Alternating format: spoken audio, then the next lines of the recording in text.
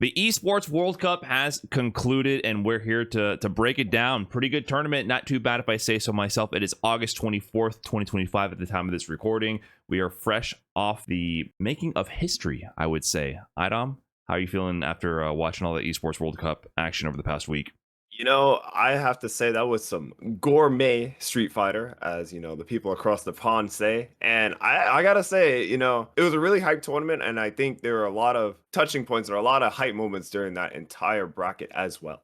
Right. I think there really was like a really interesting through line of like the actual story here because of course now we can spoil the results. Like, if you're not looking for spoilers, you're on the wrong podcast right now.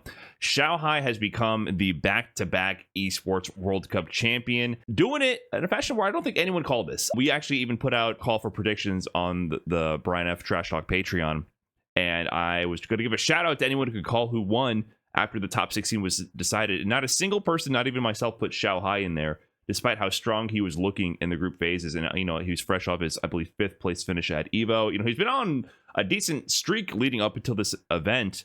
But no one called the two-time champion occurring. People were looking for Meta RD. People were looking for Leshar, like myself. But no one called it. And with Blaz making another legendary second place run, there's a ton of moments that lead up to like this narrative building for Xiaohai throughout this event and throughout this season. So we'll go ahead and break that down in this discussion. But we'll go chronologically here through the build up to this finish with Xiaohai making history. Hey, whoa. Did you notice Xiaohai's controller right there? If you want an all golden controller like that, win EVO.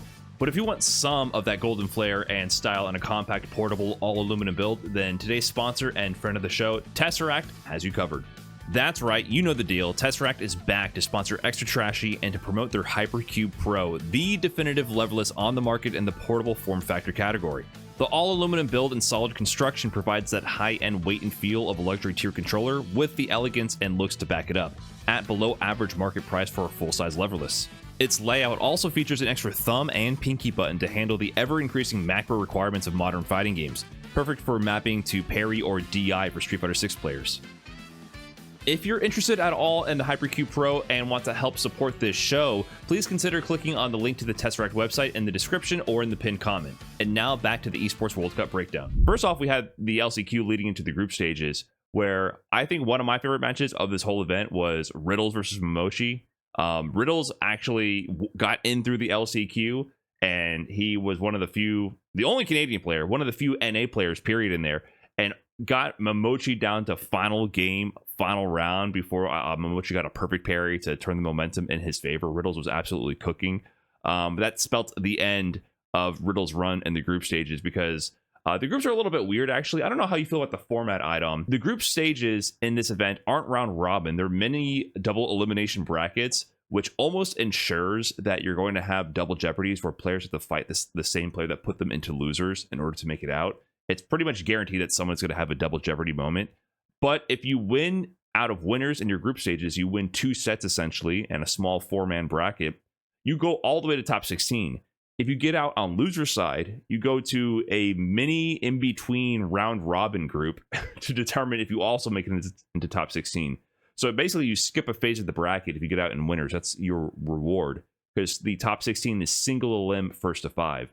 So it's a little strange. It's a very different format, but I don't know if I like the first to 2 double elim first phase because I do feel like it gives a lot of double jeopardy moments where if you can't beat one player, you immediately get cut off in your bracket path, but maybe you could beat everybody else in the tournament, right? I don't know how you feel, Idom.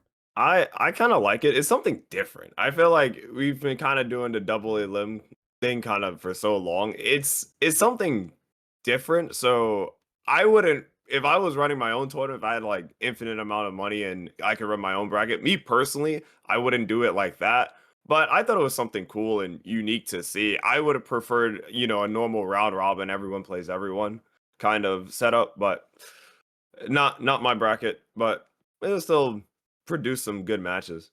nonetheless. I mean, it definitely did. There were some hype moments. We'll get into. I know what y'all are thinking about the first phase. We'll get into that match soon, but I think there's some other interesting notes to go through about the results there. Like you mentioned before we started recording, that both Dalsims made it out of their groups and winners to get top 16, where a lot of people have written off this character for a long time, but Torimeshi and YHC Mochi have been slowly creeping up in the results, especially in Japan. And then I believe YHC Mochi was the Dalsim.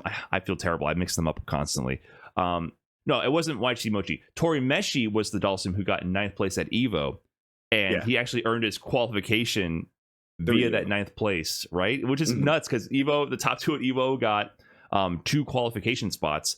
But because everybody from the 4 players who tied to 9th to 1st place, out of all those 12 players, 10 of them were qualified.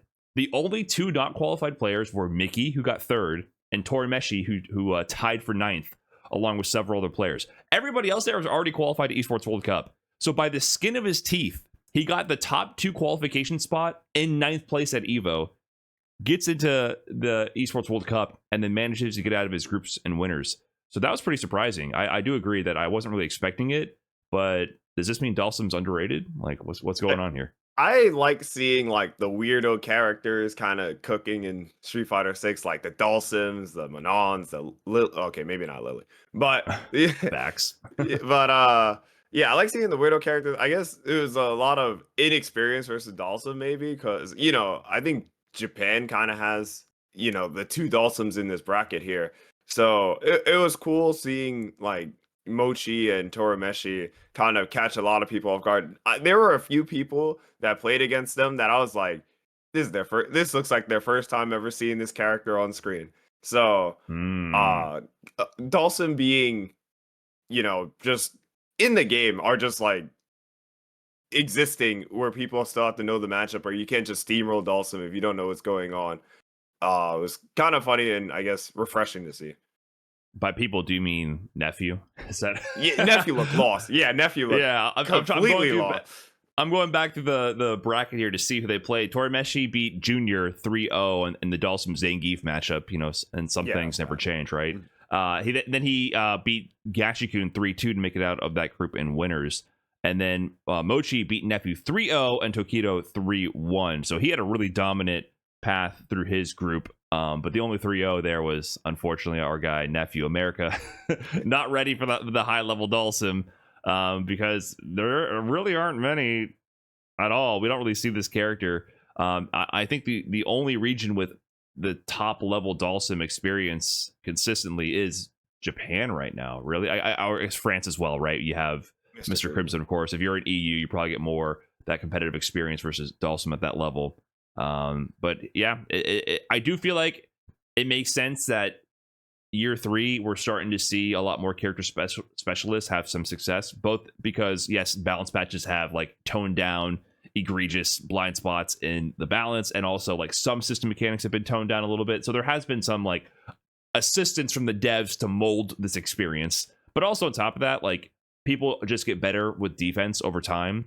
They learn how to counter the meta characters and also how to counter the mechanics better, right? So I there's a dual effect there, I think, that will lead to like more of these kind of results where you have the oddball characters having deeper runs in brackets, not dominating the meta or anything, but like every once in a while you'll see a Dalsim, you'll see a Honda, you know what I mean? Like, it can happen more frequently in this state of the game, and I think that's pretty consistent with most like Street Fighter lifespan. The early on in the meta, it's just like the immediately powerful, easy to implement characters are going to dominate just because that's what you can accomplish in that short amount of time. So it was cool to see them going. Another one you brought up was Pugera on Sagat. Man, we got Sagat in the Esports World Cup, not actually just flunking out either, doing a little bit of work. I don't, like, I've said this plenty of times, I don't think Sagat's that bad. Like, I know a lot of people online are saying, yo, I can't shoot low tiger shot, this character's done. I don't think he's that bad, but Pugera, I was enjoying the Pugera Sagat. I know he had to go against Bonchan Akuma in the group stage as well, so that kind of threw me for a whack, because all the times I'm looking at Bonchan, I was like, oh yeah, Bonchan Sagat, right? And I was like, wait a minute, Bonchan's playing Akuma. Oh, okay. Like I felt like a disappointed dad kind of just watching Bachan play Akuma, but I get it. You know, Akuma's mad good, so there's that. But you know, Pugera put in work. He beat. I mean, he had a close set with Bachan, and also still got out of his group as well, beating Wasim and Mickey as well. Right. But Yeah. So in that Bonchan set, I was also having whiplash because like my brain would default to thinking that Sagat on screen was Bonchan. But we called that, right? That was one of the examples we brought up that Bonchan would not play Sagat at Esports World Cup. And from my understanding from his streams and the buzz around Bonchan and Sagat, I think he was struggling to like adapt to the modern Sagat in a short period of time. And you can kind of see why when Pugera played, because the other high level Sagat I had been watching was Punk, right? But you know how Punk, his take on every character, like when he starts winning TNS and all these online NA regionals, he just doesn't do anything, right? He just walks around. He's like, I got one footsie button, that's crouch medium punch. I'm gonna wait for that moment and I'm gonna press it and it's gonna connect sign. I know when to press the button and I'm gonna win, right? So it was super patient, clean, neutral. Then you would think of a Bonchan. You know, he comes from the era of the fireball zoning Sagat, right? And he was struggling to adapt to the character. Then you look at Pugera in Esports World Cup, and this motherfucker pressed standing medium punch about 10 billion times. When I watch Pugera play, it is only brawling the entire time. He's fishing with the crouching medium punch to drive rush cancel in, but he's doing stand medium, stand medium, stand medium. Like, I dare you to press a button right now. And then he counter hits you, and then he cashes out in massive damage. His routing was really good. He was using a lot of the Tiger Nexus routing. Like, I've been labbing a lot of Sagat and working on actually making a guide.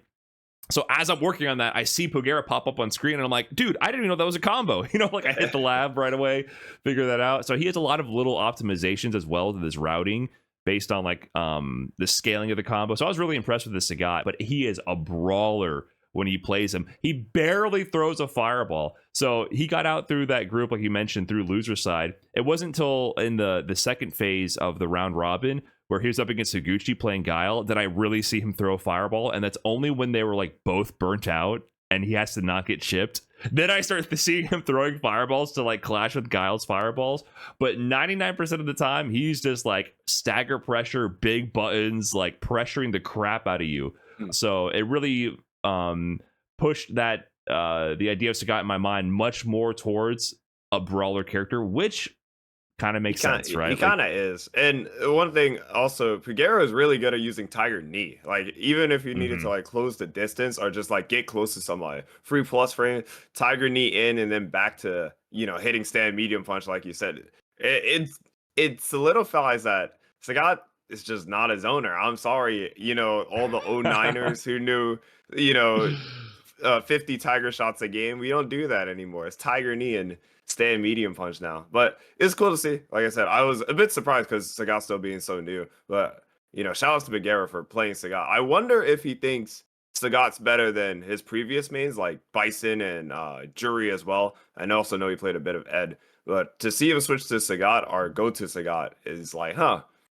I don't know about you, but like when I switch off a main, it's usually, oh, the reason I did this is because the new character is better than my old character, so I'm gonna switch. So I wonder if Pugera's thinking the same thing. Maybe he just wanted to beat Bonchan really bad with Sagat. Maybe that, you know, it could have been like Sagat dropped and he's played it Sagat for like a week and he's like, oh crap, like I'm so rusty now with my with my other characters, and I have a $250,000 tournament coming up. Oh no, yeah, it's interesting to know. I'm always intrigued by those players who like pick up a DLC character right before a massive major event, because it happens. Like I'm thinking of like a Kendevu back in the day. Kendevu was always that guy from Japan who would like show up to a major and get like an Evo top 16, casual Evo top 16 with like the latest character out of nowhere. He was kind of that person. And now Pugera is doing that as well. But also it did make me think that M. Bison and Sagat have like, Sagat is more similar to M. Bison and Marissa than the other Shotos. Yeah, that's where my mind went after watching Pugera play. I was like, yeah, actually, Sagat is more aligned with them in Street Fighter 6 than Ken and Ryu. so it's interesting take on the character there. But of course, from the group stages from day one, yeah, it was day one, man. you know what the big storyline is from this. We're talking about Group E, which featured Tachikawa, Kakeru, Xiaohai, Punk.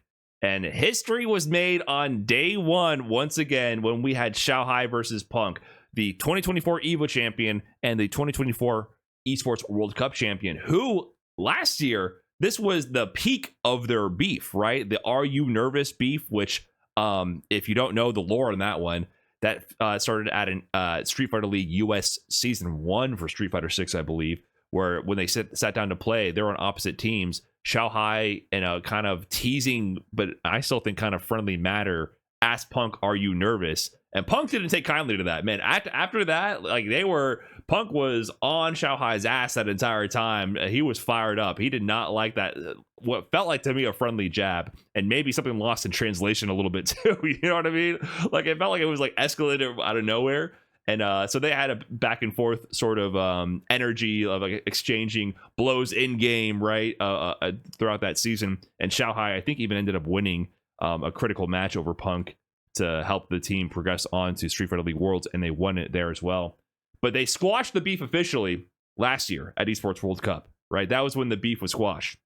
But, you know, the internet doesn't forget. Like, there's still, like, people like to lean into that history. And so whenever they play each other, it's considered a large international clashing of communities, really, right? Like, the Chinese netizens, they got some crazy meme ammunition when it comes to Punk and Xiaohai.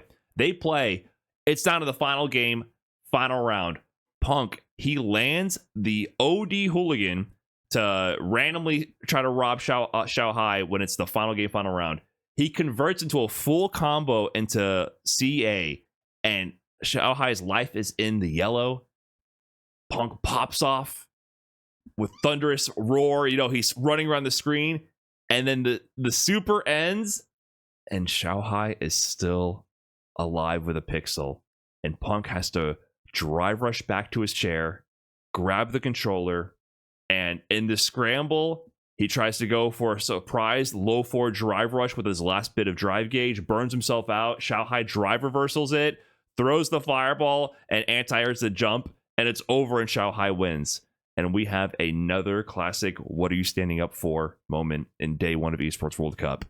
And I caught this live, and I just couldn't believe it, but I knew it was going to happen sooner or later. I couldn't believe it. It's funny because Punk did that before at DreamHack. I think it was Atlanta, or it was a DreamHack versus Noah. So he's done this before. You know, nobody actually knows whether these level 3s are going to kill you. You just assume so most of the time. But for any of the fighting game nerds out there, you know, actually Punk could have killed if he just went straight into CA in that combo, because, you know, he added more scaling doing the EX spiral arrow. And instead, if he just did hooligan into level 3, I think there's just like no scaling on it whatsoever because you're not doing any special. And then he would have won the game if he had did that. But, you know, heat of the moment. You know, everyone thinks longer combo equal more damage. Don't blame most people for thinking that. And, you know, what are you standing up for? Don't pop off too early. That's kind of the lesson learned here. Yeah, there's so many different moments baked into that, because that DreamHack Atlanta, I think it was DreamHack Atlanta as well. It was against Noah, and they also had beef from Street Fighter League. That was also around that time. And then so it was a level 2 for that one. He got a level 2, and he stood up too early and popped off. It didn't kill, and then Noah got a jump in and won that round and game. So, but Punk was up 2-0 in that set, and so at the end of the tournament, Punk just won, right? So it didn't actually affect how the tournament worked out. Punk won. You know, no skin off his back at the end of the day, but like a reminder to sit down. And even later in that same set, Punk, it goes to like a level 3 or a level 2, and he goes, he does the thing like, let me not stand up too soon. Like he learned his lesson in that moment there, but he forgot it come a few years later at Esports World Cup. And it really changed the course of history potentially. Like that was the butterfly effect moment, because after that level 3 combo that he went for, he was not in a great spot, right? He had 0 super meter, very low drive gauge, and very low life, but so did Xiaohai. But he could have easily have been put into a bad spot where he ended up being burned out and checkmated. So he had to play carefully, for sure. Even if he was locked in, it was actually not a great position because of the resources he spent. But because he had to like run back to his chair in last second, I think he just panicked and did low forward drive rush, hoping it would connect, and that checkmated himself, right? So if he had just been locked in, he could have won. And if he had just done the unskilled combo, he would have won, right? Like people calculated that he definitely would have won if he just did hooligan to level 3. So many little moments there that add up. And I just knew this day would come, because even after that Noah incident where he did get punished for it, I'm thinking back to like Evo 2024. He beats Tokido with a level 3. He's standing up and walking around the Evo stage. This is like a day 2 to get into top 8 winners, I believe. And that level 3 is going on. And I was like, yeah, I think it kills, dude, but you're still cutting this a little bit close. He's like, yeah, like walking around. And Tokido's there like staring into the screen. He's locked in because he's like, you never know. Who I don't care, man. You don't stand up early. There could be a glitch in the system. You know, the photon could hit the PS5 and then suddenly the animation just cuts short and they fall out. You never know. You know what I mean? It's one of those things where it's like, you never know. Just stay staring at the screen. Tokido was locked in. He's like, I'm ready for that 1 in a billion glitch for the super to, for some reason, fail right here and I win, right? So it finally came to cost Punk, and Xiaohai took that one and moved on. So joining the long legacy of what are you standing up for moments in the FGC, which have gone back for decades now, right? We've been seeing this for decades. The first one I saw was the Guilty Gear one, but that was 2015. So funny enough, it's probably a decade from now. So we got our decade version of what are you standing up for? And that was still years after. The very first one was actually final round 2009. Tensho versus Liston. Liston was the first one. What? Was it the first one? I know the Ricky one. The first documented one, yeah. Oh. It was Kenso versus Liston. It was a team tournament final round 2009. The Sagat versus C Viper. He went to punish the Ultra with his own Ultra and it went over her, and everyone popped off with standing up. And then Kenso sees that the Ultra had whipped and sat back down and killed him. So Liston was one of the first ones, and then the phrase was coined with Ricky Ortiz, Wolf Crone versus Ricky Ortiz. Yeah. Back in 2012. That's when the commentary, I forgot who said it on commentary, but Ricky was mouthing, what are you standing up for? And the commentary read her lips like, oh, what are you standing up for? So that's where it was actually quoted for the very first time. So there's a long, rich history of what are you standing up for moments in the FGC. And we got one of the most consequential ones, I think, this weekend. So all those those moments weren't for 250k. Let's just say that. Right. And this was the butterfly effect. This was around the very first match for Xiaohai. So we couldn't have perceived how consequential this would be. But as we go through that group, actually, the other big story is Xiaohai then played Kakeru. Right. This group was stupid stacked. Right. This was maybe the hardest group of the whole event. He plays Kakeru, Capcom Cup champion, second place at Evo, and he actually beats Kakeru 3-1. So Xiaohai's on a tear. But come day 2, when it's the elimination day, we hear that Kakeru actually DQ'd from the event. So there was a tweet I put onto his account, I believe, written by his wife, who said that Kakeru was not feeling well. He was resting.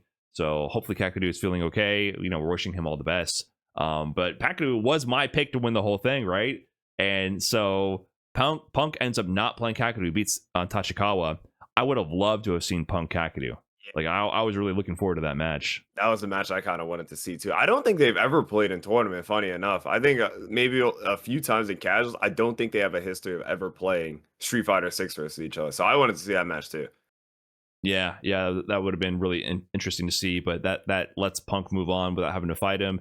And Xiaohai gets out in winners, and the butterfly effect proceeds. And the second phase, there wasn't as many upsets. Second phase is where the people who qualify out of losers had to do the round robin. I think the big story there was Matsu, who got in through the LCQ with his Kimberly, beat both Punk and Moke in pretty convincing fashion to be the person to make it into top 16. So Punk, the last American player in the whole event, out before the top 16, losing to Matsu's Kimberly. So I don't know if you used to call him just a perfect parry merchant, Idom. If you want, okay. Before we get started, if you watch the matches, he's still just a perfect parry merchant. But respectfully, you got a lot of perfect parries. Just there was a lot. He's doing a lot, man. He's cooking. Matsu's putting in work. He was cooking. But I don't know what it is. I don't know if there's, something in the water. He's really good at perfect parry. Even watching all his matches from the LCQ,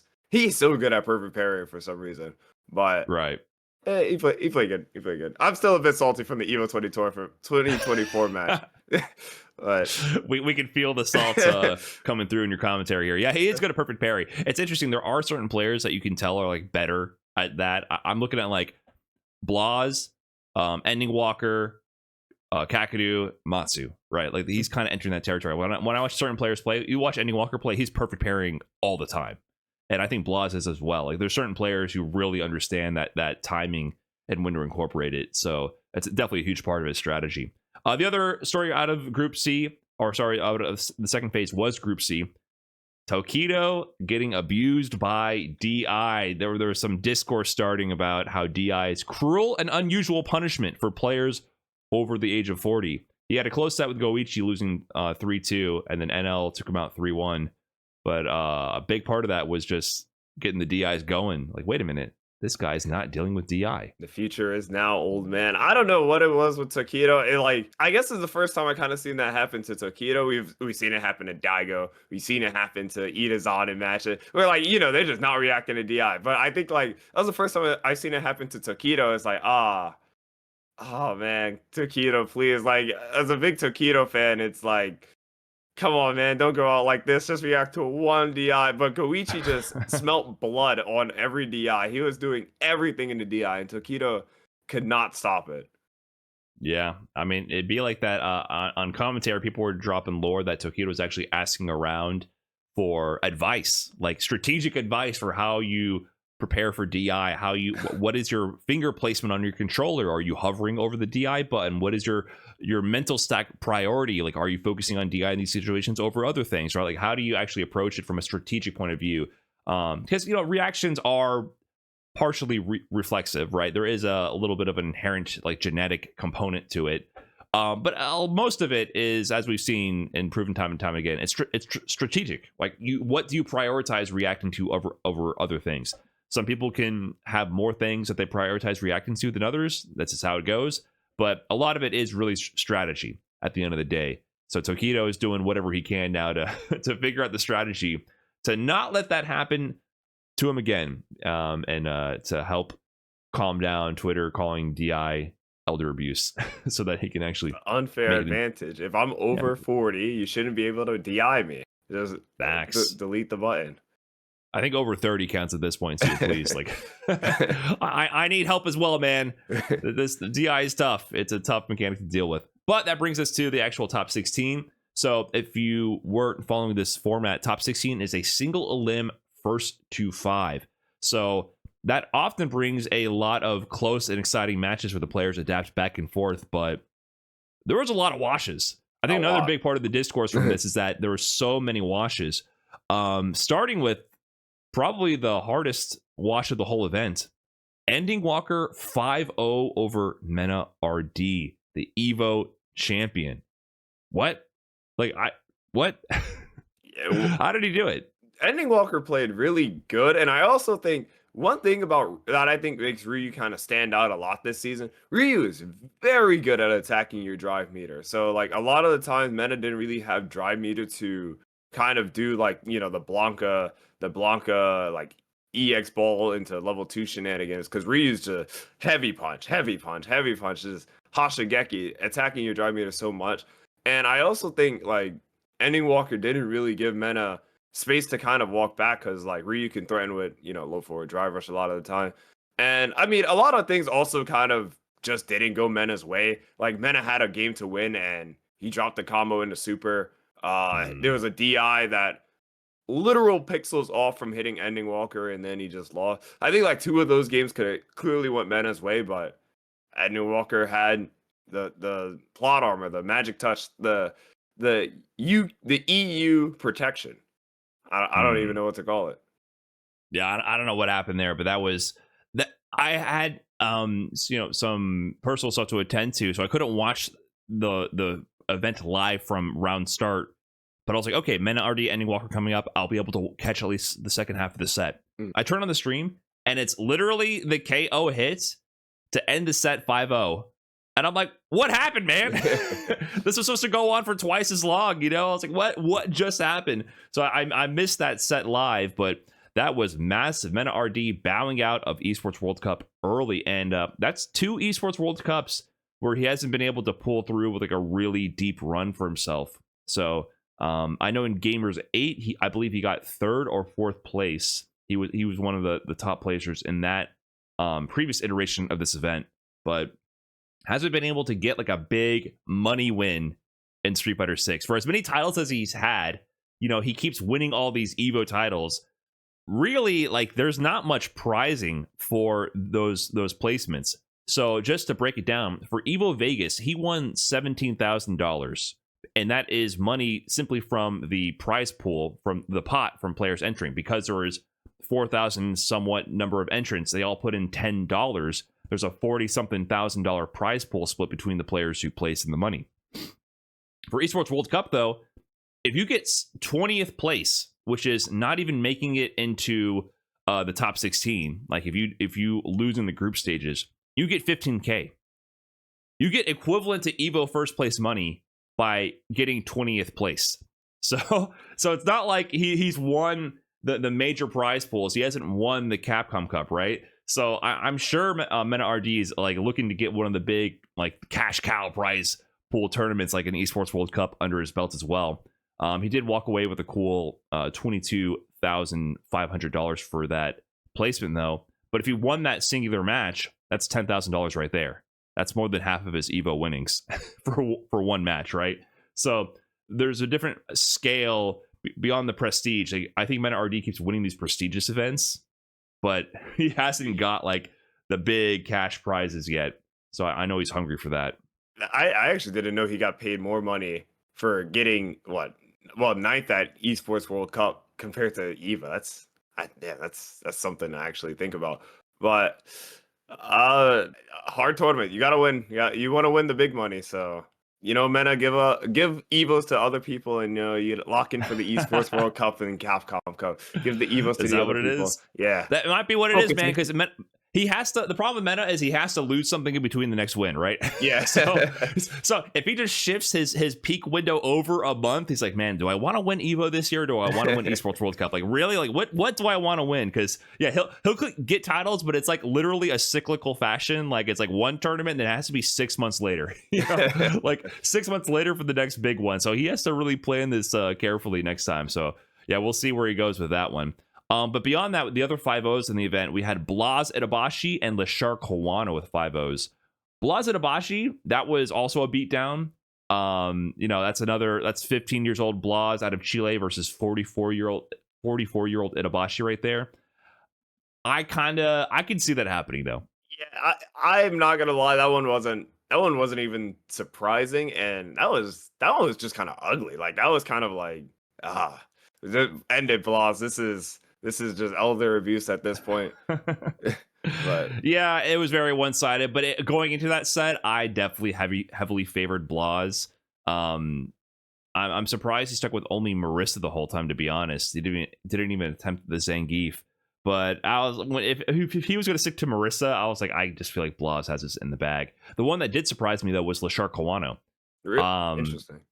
Yeah, I mean, I favor Leshar. Leshar is my favorite to win. That's my call to win this tournament. Looking at top 16 was the winner of that part of the bracket: Leshar Kawano, Fuudo Bonchan. And I was leaning towards Leshar or Fuudo. That was like that part of the bracket was like whoever gets out of here is who I would call to win the tournament. Looking at the bracket there, and Kawano, you know, he's the Street Fighter League World Champion, deep runs at Capcom Cup. Got second place at this event last year to Xiaohai. I thought he would put up a fight. I was a bit surprised it was 5-0. I would have probably predicted it would be like 5-2 at least. But I think there's also a problem with like not going to a lot of events. I feel like you're kind of like rusting yourself out. Like, Kawano streams a lot and like he'll play online, but I also think going to these offline events is very important. I picked Gachi-kun to win esports. I mean, yeah, I picked Gachi-kun to win EWC, but I also forgot the fact Gachi-kun just hasn't really left his house. I feel like he's just been at home because he qualified for Capcom Cup via Street Fighter League. So not traveling and going to events might mess up a lot of your Well, mojo. I kind of agree with what you're saying, but he did go to Blink Respawn He just to did. get cooked by Psycho, right? So, Yeah, and he yeah. went to Evo, I'm assuming. I don't know what happened to him at Evo off the top of my head, but so he at least had a ramp up, right? So it's not like he's been totally missing from action, which I think the point system does help incentivize that a little bit. So even if you are qualified, you're not going to be traveling to a random part of the world for an auto qualifier where not many of your homies from back home are going with you, right? I'm sure it's easier for like the Japanese players to travel in groups. They often travel to like the similar hotels, and you know they stay together, and just not to be in a foreign country where you don't speak the language without, you know, like your acquaintances with you, Yeah, you know. with you. So there's more incentive, I think, for the qualified players to travel now than previous years. We've still seen a little bit of it, but I do agree it's not to the same extent. Like you're not hustling for CPT points like everybody else is. But yeah, it's interesting. Kawano definitely hasn't traveled as much, but Leshar, he's looking sharp as ever. Fuudo Banshan, Fuudo cooked right there. And then that finally led us to like the first close set of this entire thing. It was all 5-2s, 5-1s, and 5-0s. Leshar, Fuudo in top 16, which was a banger. This one was going to be interesting because I think Fuudo is the best player in the planet at Admirers. He has gate kept Momochi several times from Capcom Cup in Admirers. For example, Blink Respawn, right? He gate kept Momochi right there in the Admirers, forcing. I mean, he was forced to switch eventually to DJ, which was surprising because normally Fuudo just always wins the Admirers. And he did it in the previous CPT season at the Japan Regional Finals, beating Momochi as well. So I feel like he's so good at the Edmure. Like he's consistently beaten Momochi and I believe Leshar as well. I'm not sure on that stat though. But this time he does force Leshar off the Ed after a 1-1 tied set. He goes to the Terry and he ends up going up 4-2, and Leshar brings it back 3 games straight with the Terry. And on the final game, Fuudo brings out the DJ. DJ is just always calling to him. I feel like Fuudo is pretending to be an Ed main. Yeah. You know, it's always like when it comes down to you. the final clutch moment, that's when the DJ comes out when it's time to close out. So he goes for it again, and it was a super close set, but Leshar takes it in the end. And finally, there's a close set. Like to me, that might have been my favorite set gameplay wise of the whole tournament. And those were like my 2 picks to win the whole thing, the winner of that set, because they've been in such top form, right? Leshar winning Combo Breaker and CEO, Fuudo winning Topanga League and Blink Respawn. Both of them deep runs at Evo. But yeah, Leshar took that. So that was, to me, I was like, let go. Like he got it. Like that. At that point, I was like, yep. I called another one. You know, Leshar going all the way. But you know, he had a little problem coming up next. Little problem in that bracket. The Wonder Kid, some might even The say. Wonder Kid. Yeah, he was making a run. And before Blaz and Leshar had to play, I really enjoyed Blaz Mochi. That set was really interesting to me. Really, I feel like like we were saying earlier, like we don't really know. We don't across the world. We don't really have too much Dalsum experience, but the way Blaz played Dalsum, I don't know if there's like a South American Dalsum whose name is escaping me. Shaka. Okay, Yes. Shaka 22 okay. from Argentina. He played that matchup perfectly. Like Mochi couldn't get anything started. Every limb was getting perfect parried. And I'm watching the match and I'm like, he's playing so good. And Mochi has to rush down. But Mochi's been playing Dalsum for, I don't know, 20 plus years at this point. He doesn't know how to rush down with Dalsum. So he looks so confused. Because from what I was looking at, he was always staying at a range where he would perfect parry a limb. Or if he threw a fireball, he would just parry the fireball. But nothing's happening because he's getting meter back for parrying. So it's kind of inviting Dalsum into Ken's range. But when Dalsum's in Ken's range, you know, Ken's going to win. And he's just going to rush down and get you to the corner. So I was like, this is such a good kind of like exploitation of like how Dalsum works in this game and why, you know, other characters are so good. I love that set. Like to a like scientific standpoint, I think that set was amazing to watch. I agree. Yeah, and I was really looking forward to that because when I was first tuning into Blaz in the 2024 CPT season, when he started making a lot of runs in his regional finals or his regional World Warrior events for the South America East region. Out of that region, it used to be the Argentinian players who were dominating in the tail end of Street Fighter V, right? We had Shaka and Dookie. They were the guys cooking, right? And Shaka even went to Capcom Cup as well. I think he qualified for in Street Fighter 6 for season 1 out of that region. So they were the guys holding it down. And then the mix-up started happening. The shake-up started happening in 2024 when it was Blaz and Crimea, right? But Blaz was winning all of these World Warrior events. And so Shaka used to be the one winning those. So Blaz was beating Shaka consistently in these events, even though they were very competitive sets. And I think Shaka might have had a win or two mixed in for that season. But Blaz was winning the majority of everything. He got first place like every single event almost. And that used to be with Ed. It wasn't until the end of the season where he switched to Ryu, which is what we saw him do his Capcom Cup 2024 run with, was Ryu, right? So in the end, I watched the final World Warrior Blaz play against Shaka like he was a 40-year-old Street Fighter veteran. He was whiff punishing limbs into super. He was playing full screen footsies.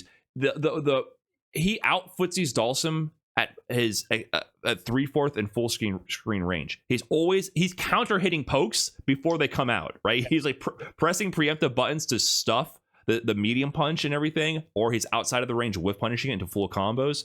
And so the way I saw Blaz play against Shaka, I knew this was going to be a good set. And I even called that before, though, at the Red Bull Kumite France or Paris LCQ. Blaz lost to Garnett Dalsum from Italy, you know, one of the best Dalsum representatives we have in the world right now. He lost that match. And I was really surprised because I said the same spiel, right? I was like, Blaz is so good at the sim matchup. And he picked Ken as well, and it didn't work out. But I think that goes just to speak maybe to Garnett's strength as a player, right? But it's also a shorter set format. I think it was 1st to 2.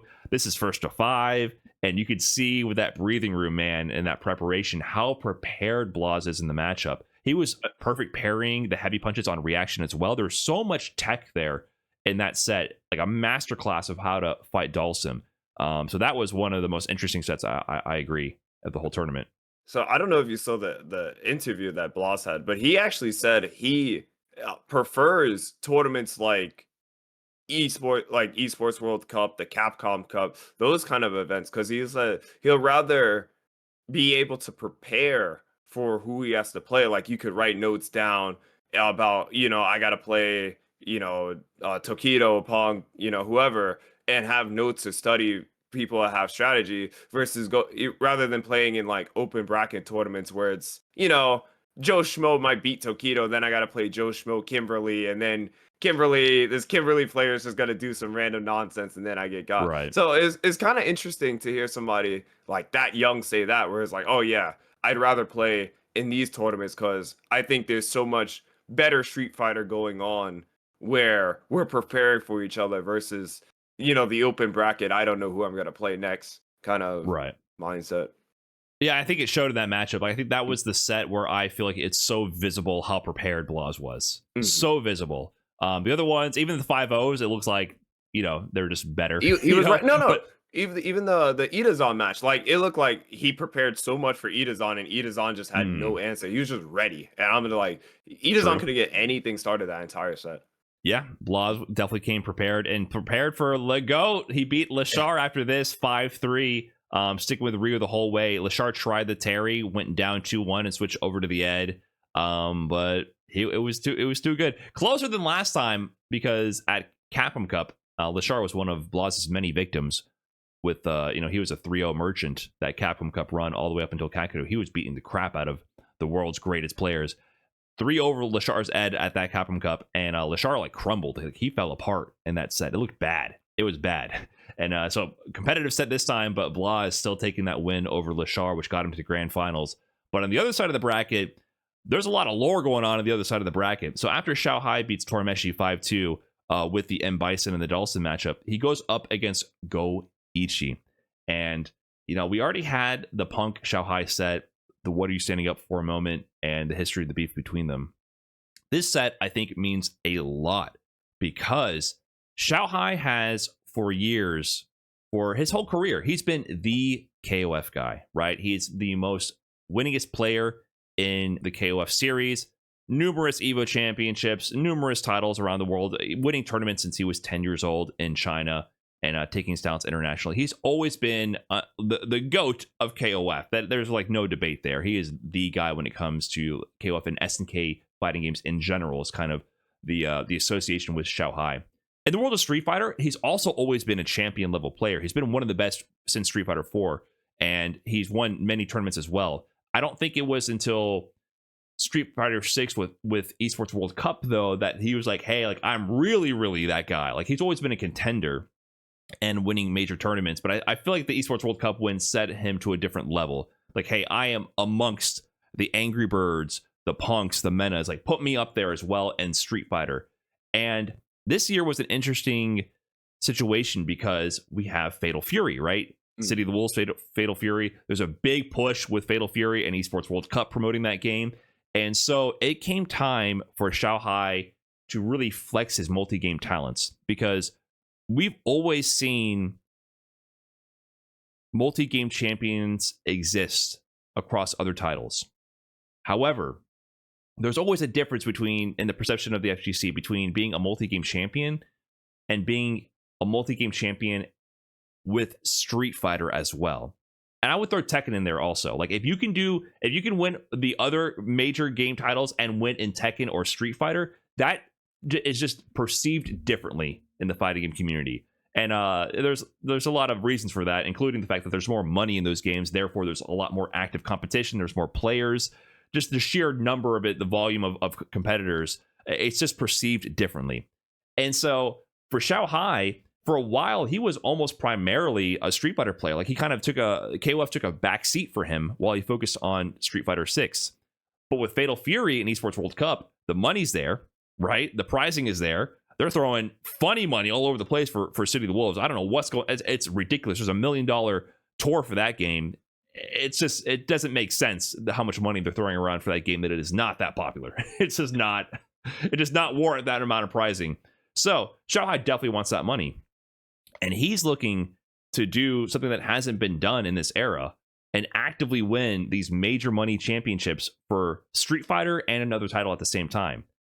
Come Esports World Cup for Fatal Fury a month ago, who's in grand finals? Goichi and Xiaohai. And Goichi, the king of poverty, the king of every other game as well. He is the other multi-game champion, right? He was known as the king of Melty Blood. He was Blaz Blue champion. Then he goes on, I think DBFZs, where he broke out to like the mainstream and to like a more that wasn't a poverty game, right? That was considered completely mainstream, massive multi community spanning competitive game, right? People from all different genres and different subgenres of the fighting game community came together for that title, and he was the best at it. Won Evo, right? And then with City of the Wolves, now he's here as well to claim another multi-game championship. Goichi Xiaohai grand finals. Goichi wins Esports World Cup from Xiaohai, from the game that he's supposed to win. Yeah. Xiaohai winning Street Fighter 6 is not supposed to happen. He's supposed to win City of the Wolves. Goichi shows up and takes that title from him and prevents Xiaohai from winning Street Fighter 6 2024 Esports World Cup and then 2025 Fatal Fury. Then come Evo, he wins that as well. Goichi is taking all of Xiaohai's title, and Xiaohai gets 9th at that Evo for Fatal Fury. So now come this Esports World Cup for Street Fighter 6. If Goichi goes on to then beat Xiaohai in this tournament and win Esports World Cup in Street Fighter 6, he's completely stealing Xiaohai's flow bar for bar. Like, that's it. Like, Xiaohai was supposed to be the guy to do SNK plus Street Fighter. But if Goichi shows up and does it, like, he's completely replacing that unique special accolade from Xiaohai. So I think going into this set, there is so much on the line in terms of legacy for both players here. So much to be gained for both players. More to lose for Xiaohai, I would argue. But so much to gain for Goichi as well. So I don't know if you felt like that aura from this set, but I was like, dude, this set is so important for Xiaohai right here, and Goichi as well. I was surprised to see I do think there was like this is a super important set, obviously, but the kind of prestige, like Goichi to me is like, Goichi's really good at Street Fighter 6, don't get me wrong, but I was a bit surprised to see Goichi even get that far. And then I think it was so cool to even see Goichi and Xiaohai have to play this late in the bracket. So I think that even being the Fatal Fury grand finals a few weeks ago, or a few months ago, or however long ago it was, being what, a quarterfinal match in Street Fighter 6 is, just shows how, good people are at fighting games. Fighting game skills transfer. If you're good at Fatal Fury, you can play Street Fighter 6, vice versa. And I just thought there was a storyline unfolding even outside of just Street Fighter. That was a storyline unfolding Right. just in the sheer like power of just fighting games in general. Yeah. And Goichi, like, he's so hungry, and you can even see the build up to this of Goichi trying to snatch this multi-game title from Xiaohai, because Goichi got in through the LCQ. Yeah. And he had many close calls in that LCQ. I remember in the pools, he almost lost to a modern Aki. He had to clutch up. I remember day one of LCQ for this, a week before the main bracket event for Esports World Cup. Yeah, he was on the verge of losing like round one to this really strong modern Aki. I apologize, I can't remember their tag right now. They were very strong. Hope. There you go. Yeah. Right, and that was a close set. You know what I mean? So Goichi was like clawing his way through the LCQ, through this whole group phases to find Xiaohai in this moment. And I think this was one of the most important sets of the whole event. However, gameplay wise, man, Xiaohai was cooking some Goichi. Goichi did go up 2-1 on the set. Xiaohai won the first game. Goichi wins the next two. This was first to 2 bracket, over. But this is first to 5, baby. Xiaohai goes on to win 4 games straight after that moment, and Goichi was looking stressed. He was getting rounds in a lot of the games, but Xiaohai is just one step ahead of him the entire time, and dominant fashion, in my opinion, from there on out, closed out that set versus Goichi to move on. And this was a moment where I was like, wait a minute, like there's really a run here. Because I think going into this top 16, I didn't call it. I wasn't looking at Xiaohai to repeat. Even though he just had his great performance at Evo, there's still a part of me that I guess is not putting enough respect on the man's name. Like it's still subconsciously, he's like Street Fighter 6 is kind of, like I'm looking at an AngryBird, for example. AngryBird's that guy. I'm looking at MenRD. He's that guy. Leshar, he's that guy. After Goichi, AngryBird fought Xiaohai. Xiaohai beats him even freer, 5-1. I don't know if, I mean, it's hard to say, you don't have my matchup experience, but I don't know. I feel like AngryBird looked kind of lost a bit versus mine, or I don't know what it was, but that set was just kind of rough, or maybe mine's just broken. Who knows? But it's kind of funny to. So it wasn't funny to see, but I was like, man, because even for me, I was like, oh, I think AngryBird kind of wins this. Very convincingly versus not convincingly, but I was expecting going into that set. I was expecting 5-2 AngryBird. I was like, yeah, AngryBird probably wins because AngryBird won a lot of huge tournaments for Street Fighter 6, but I mean also Xiaohai as well now. Yeah, I thought it would be closer as well, and I do agree he looked lost. But at this point, mine is busted for sure. Like her fan mechanic is extremely strong. OD fan is ridiculous. But at this point, it's like it's part of the game for these top level players. They got to know, they have to be so prepared for this character. And not many players are using Mai at this level like Xiaohai is. So Xiaohai is going to be a consistent thorn in these top Street Fighter players' side if they don't come quick with a solution, because he's going to be consistently coming back with this character. But Xiaohai ends up taking out AngryBird.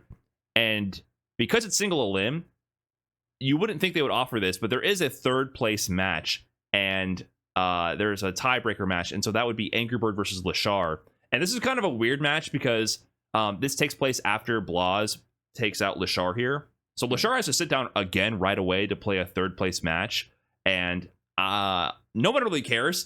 I'm not sure how I feel about this format. I think even the audience is like, the stakes are so deflated in that moment. They're just waiting for the grand finals. But the weird thing about this is it's a tiebreaker match. And so normally I think for any other event it wouldn't matter, but this is a first to 5 $30,000 money match. But I feel like the audience and even maybe the players themselves don't notice that.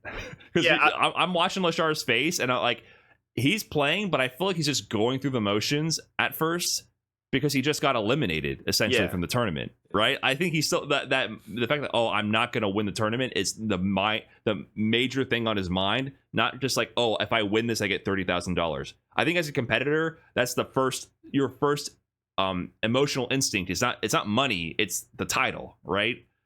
But I think as the set went on, you can maybe see the gears turning a little bit for Leshar. But I feel like it's hard to get over that initial hump right away that soon after being eliminated.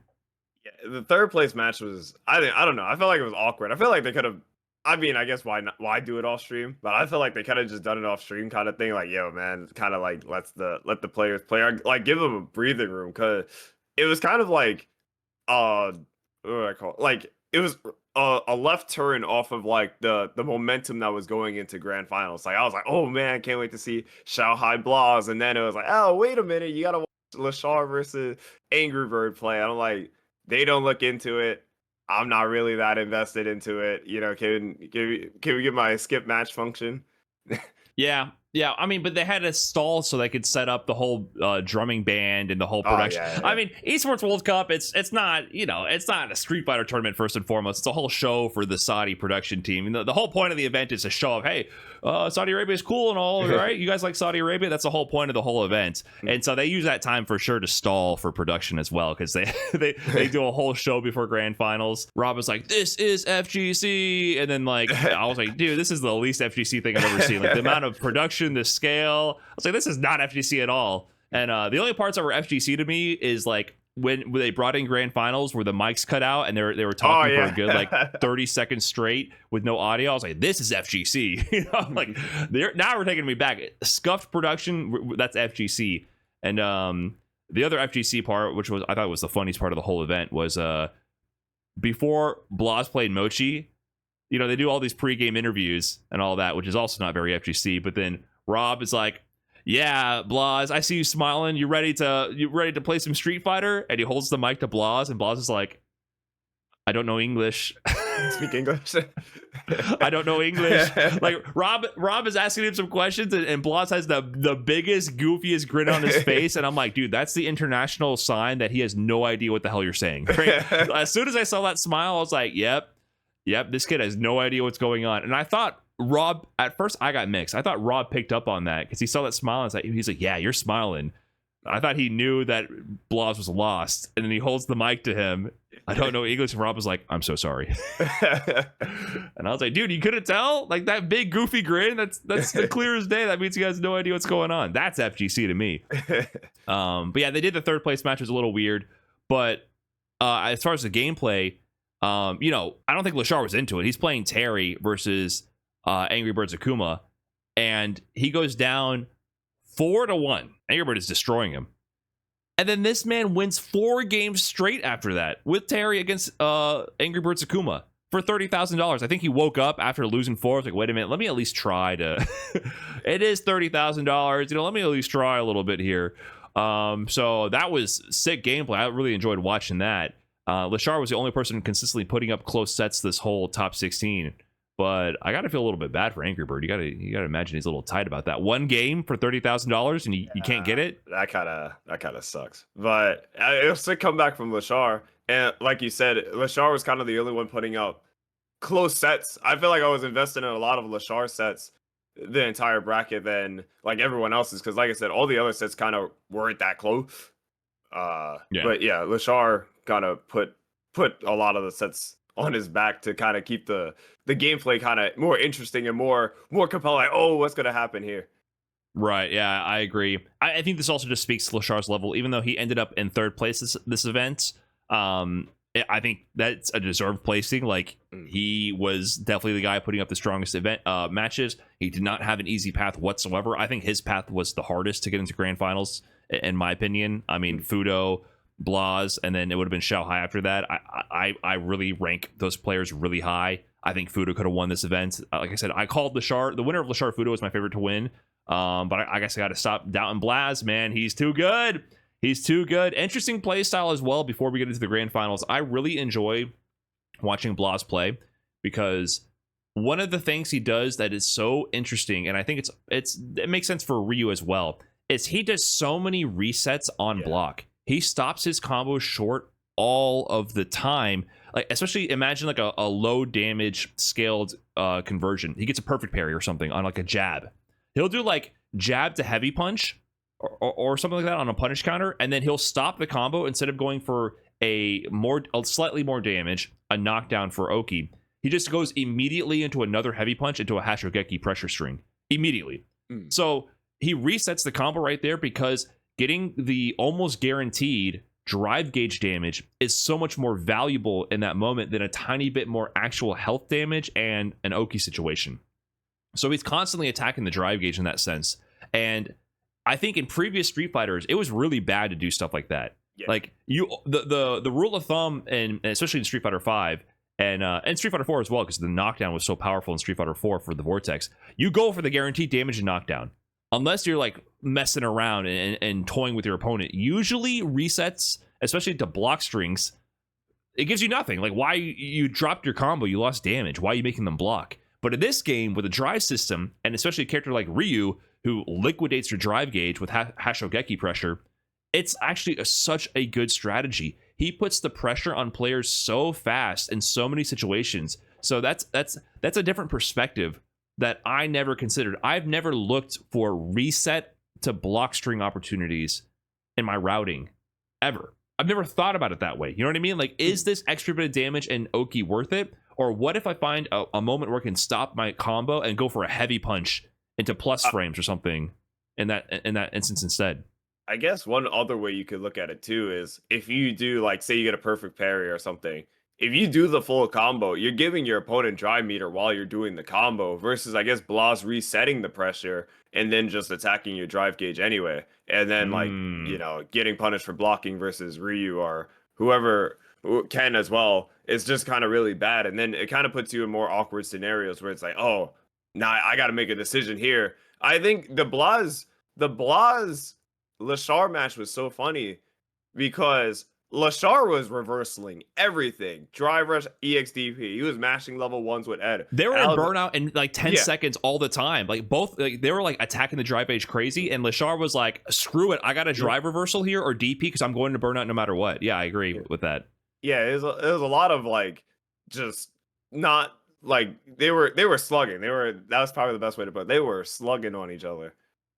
Yeah, it was intense. So both of them had a similar way to attack the drive gauge. Yeah, Leshar wasn't burnout so fast, so many rounds, for exactly that reason. So it was really interesting to see that shift in the focus. And I think Ryu is really geared towards that, so it might not be as applicable with other characters. It might be more worthwhile to go for Oki. But it's just something that it opened my eyes. When I watch Blaz play, when I watch Crime play, I feel like my perspective of the game changes. When I watch a lot of other players, I learn new things as well. But it's not like that radically different, right? It still follows a few core principles about Street Fighter. But when I watch Blaz and Crime play, I'm like, oh, this is a different game. Like, like they're approaching this differently. Their priority here is not damage and Oki. It's pressure on block. Hold this pressure string because you're gonna be forced to make a decision or go into burnout, and I'm gonna kill you for it, right? So really interesting approach to the game from these players. But as we get into the grand finals, Blaz versus Xiaohai. Blaz back again, making another fairy tale run from the Wonder Kid from Chile. Obviously at a Capcom Cup when he got that second place run. To most of the world, he came from nowhere, right? Like, who is this kid? What's going on? If you weren't tuned in to the South America World Warrior East region, you wouldn't have known what's happening, right? If you weren't a part of the Chilean scene, he didn't have much of an international presence back then. His first event was Blink Respawn, where he had like a top 8 finish, but didn't like really pop off, beat like a Mena RD or anything. You know, he didn't have any like major notable showings that would have generated that much buzz around his name until that Capcom Cup, where he really proved that he's of that world-class caliber. He hadn't had a big performance since then to that same degree. And in fact, Crime had a bit more buzz with his top 8 run at CEO and beating Daigo, right? But Blaz is back here, dominant performance so far, up against Xiaohai. And Xiaohai looking to make history to win Esports World Cup back-to-back, joining the likes of Ulsan, who just did that with Tekken, who won Esports World Cup back-to-back, and to do it again in Street Fighter 6.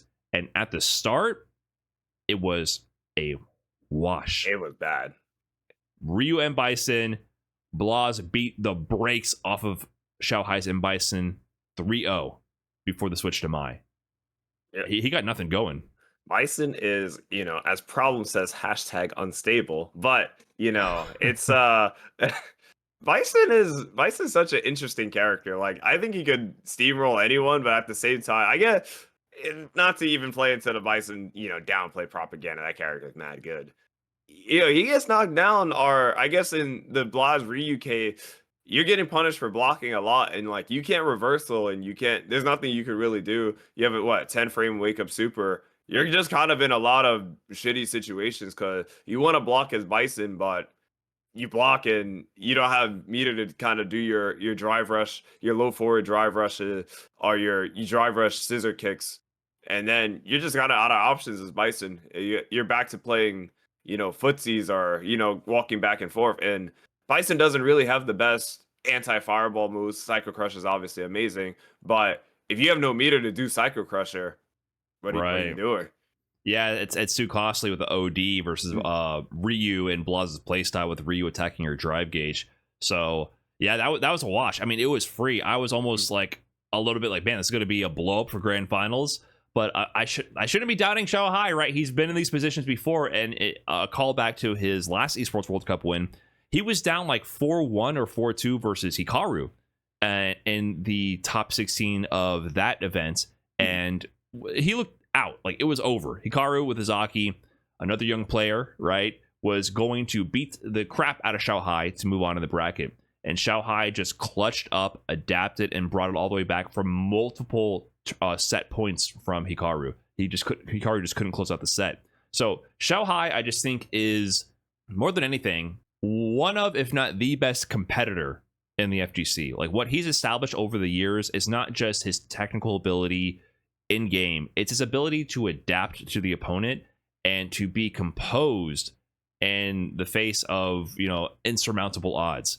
He has ice in his veins, and he's been doing this for a long time, right? He's looking at Blaz here. Xiaohai is how old now? Is he like 36? What is he? He's 36 years old. 36, 37. Yeah, he's 36 years old, turning 37, and he's looking at Blaz, 15 years old. But Xiaohai was once the kid, right? His name, he even said in his Esports World Cup post-match, post-grand finals interview in 2024 when he won, and an amazing emotional speech. He said that his name means little kid, and he proved to himself that he's not too old. He can still do it. He used to be that kid. He was winning tournaments at 10 years old in China against much older competition. So he relates to Blaz in that sense. He could probably see himself in Blaz in some way of like, hey, I've been that young champion taking down established veterans in these games.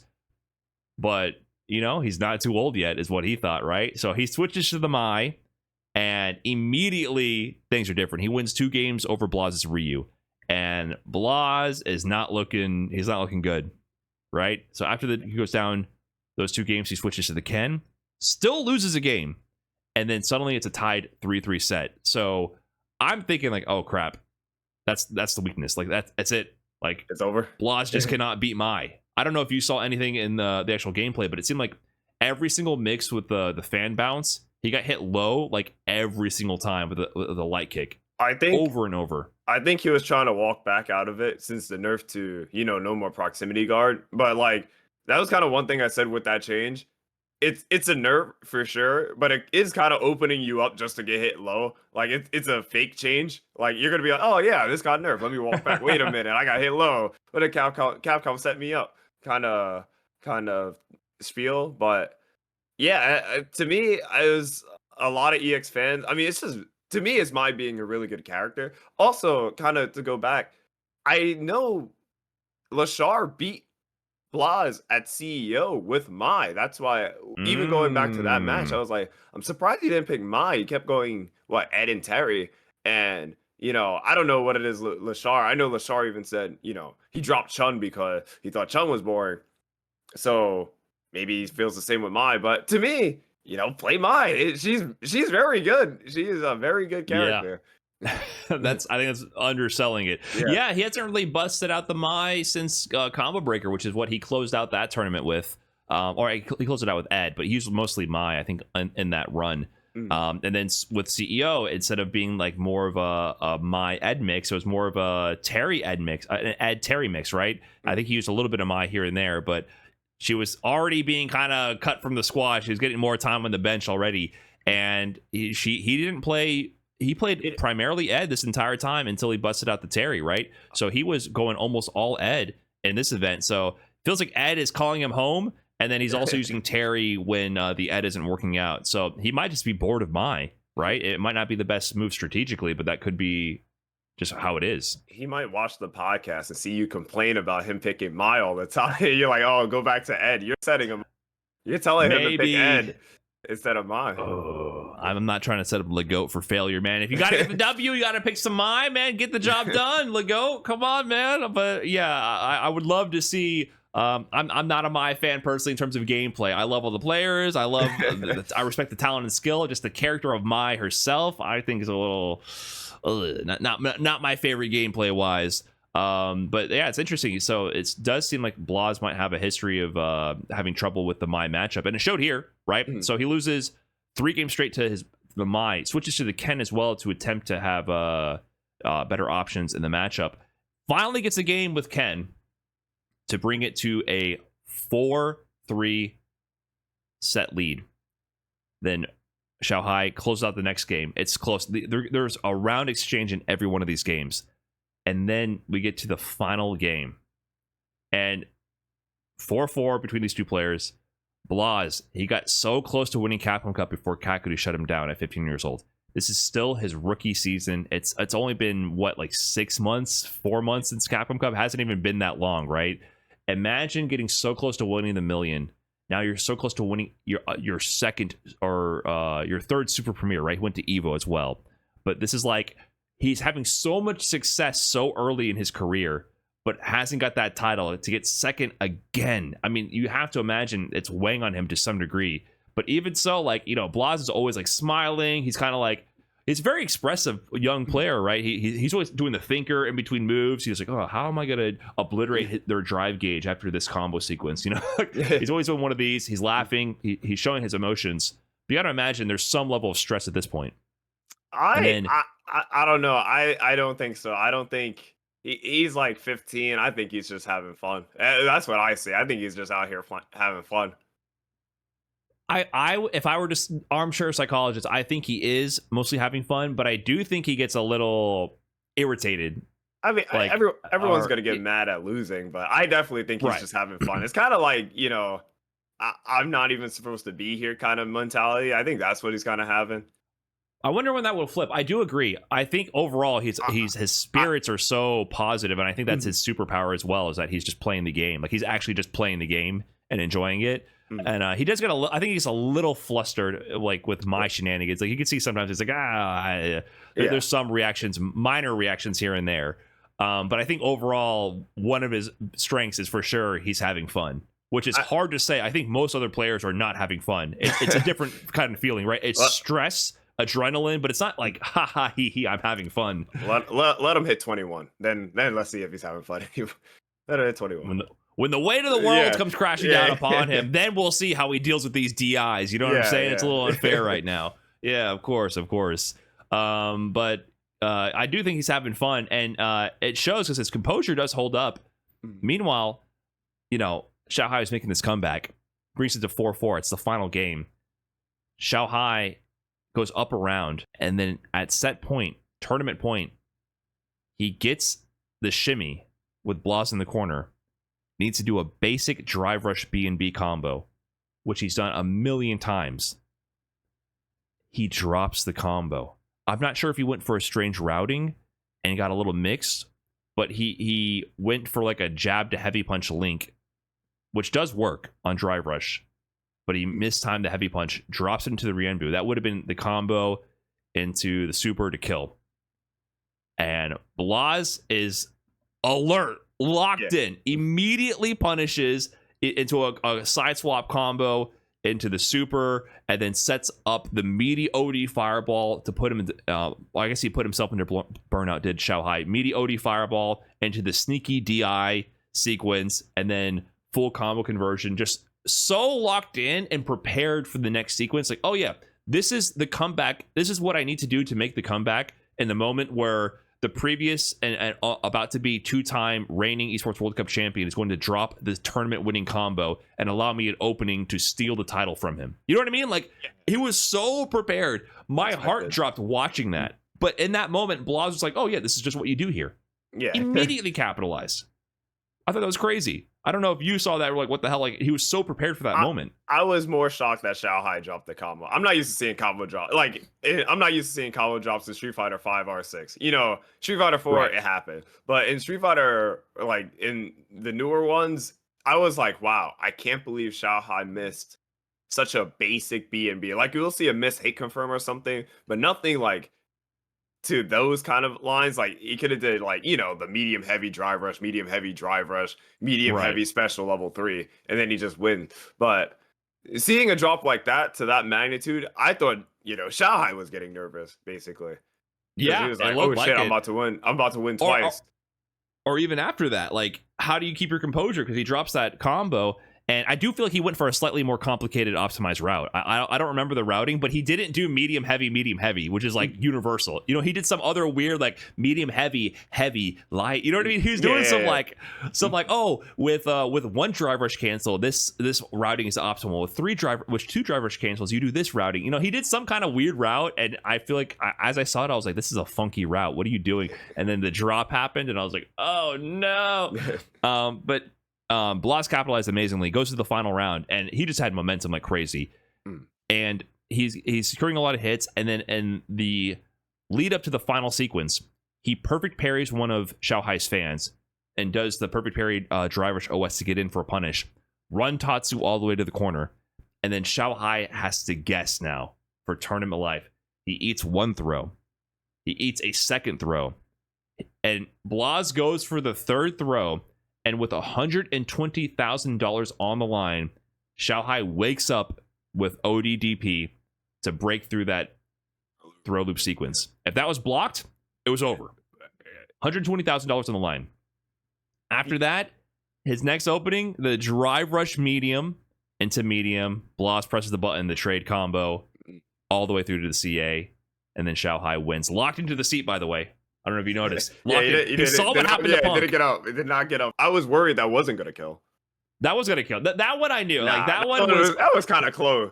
Because the way it works is, like, if you have CA on average health characters, it's like 250 damage. The yellow starts at like 2,500, and CAs are guaranteed to do 2,250, I think is the math. So you need a little bit, you need to chip off a little bit of the yellow to guarantee a CA killed at max scaling. Right, so that went enough. There was like 3 or 4 hits in the yellow. I was like, okay, that's gonna kill. But I understand it was still a little close, but like it was pretty guaranteed if you're paying attention. But Xiaohai was like, oh, he pulled himself down. He's like, my seatbelt is fastened here. I saw the karma that happened to Punk at the beginning of the tournament. I'm not gonna have that moment happen to me at the end of the tournament. You know what I mean? So you saw him locked in, and then when that KO hit, he had the pop off, and Xiaohai ends up taking it with the $120,000 wake up DP item. Are you waking up with uppercut for $120,000? You gotta put your cards on the table. One thing I would say that is actually kind of interesting about this game.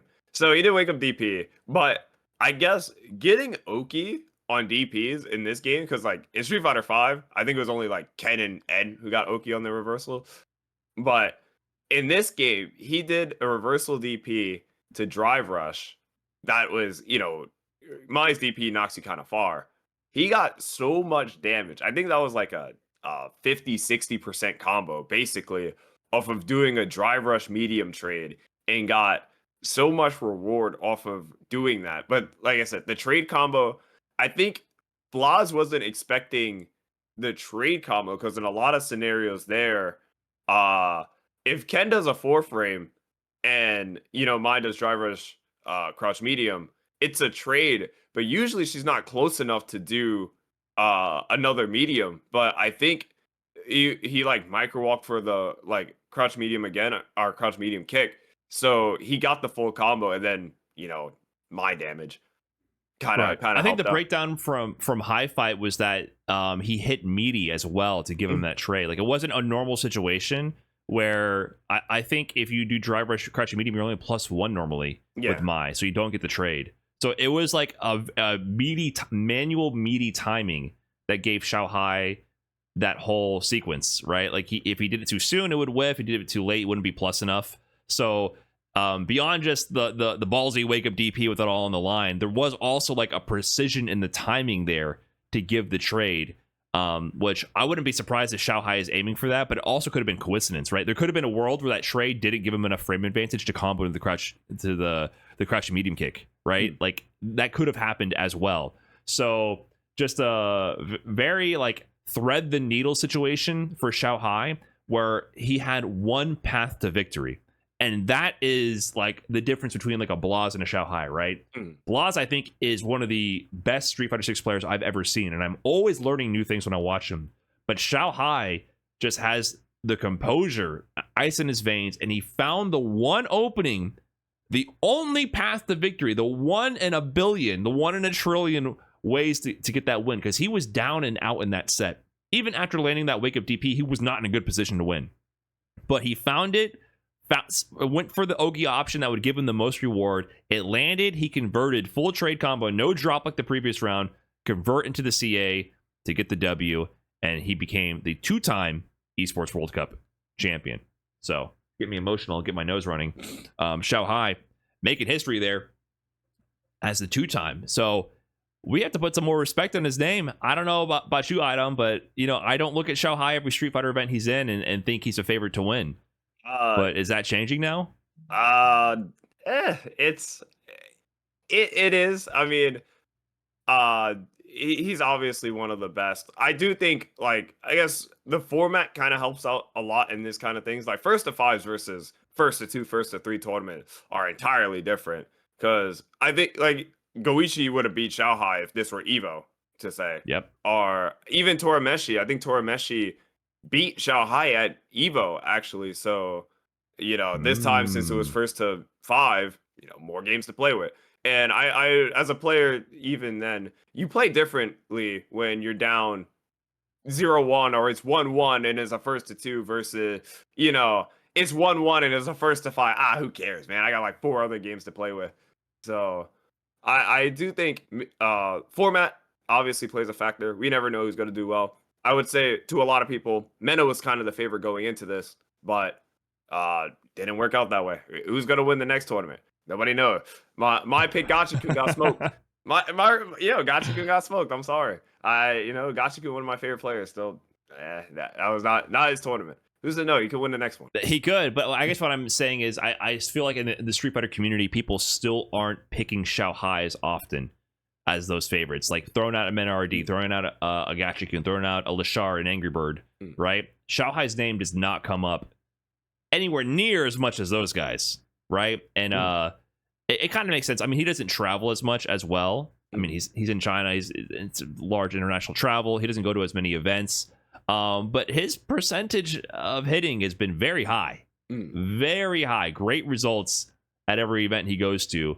And so I do feel like, the Street Fighter community, myself included, has to put a little bit more respect. As much as we have respected his name, I think you got to just, raise the bar a little bit for Xiaohai, especially in these long set formats. Because you're right. And in both these runs, there's been so many moments where he has been behind both in the first of 2, he would have lost, and the first to 3.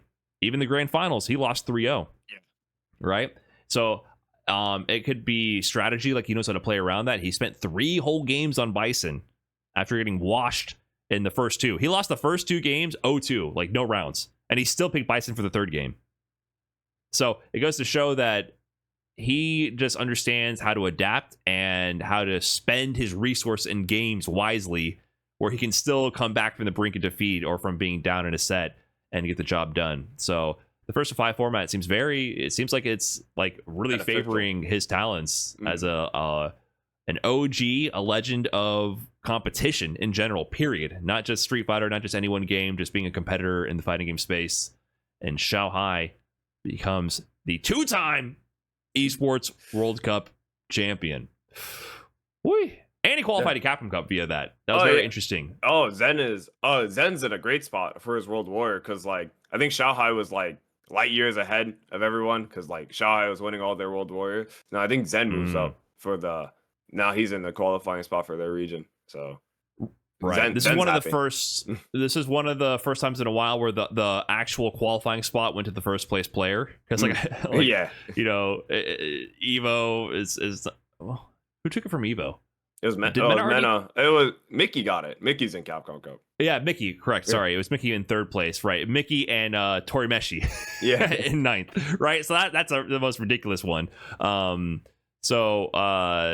it's gonna help out in the Chinese region for their qualifications. And I know Cryme was heartbroken because that's the big complaint about the World Warriors.